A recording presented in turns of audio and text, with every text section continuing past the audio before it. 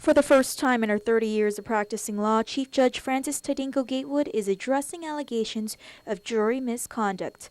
Quote, "How can I make myself clearer?" she asked, as she looked upon juror number 7, the first of 4 former jurors in the Mateo Sardoma case accused of jury misconduct.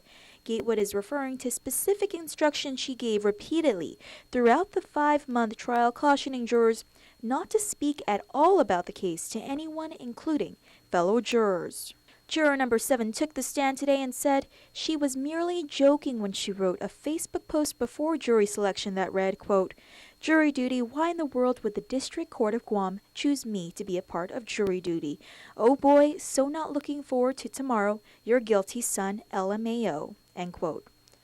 The woman explained that she picked up the slang phrase from hanging around with military friends and watching Judge Hatchet.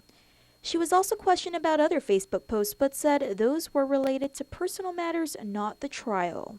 The juror did admit that communication with fellow jurors about their lunch plans were in violation of the court's instructions.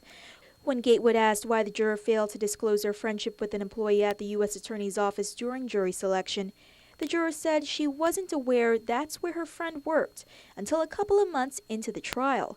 She also noted that she didn't believe the relationship would affect her ability to be fair and impartial. Clearly frustrated with the allegations of juror misconduct, the judge stressed the importance of all jurors taking their civic duties seriously, saying the U.S. Attorney's Office and, most importantly, the defendant must know that they will have a fair trial.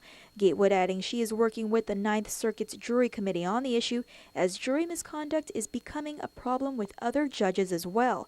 Next up on the stand, juror number 1, who not only allegedly acted inappropriately as a juror, but was caught on tape speaking about the case with a female inmate who resides in the same facility as defendant Maria Rosa.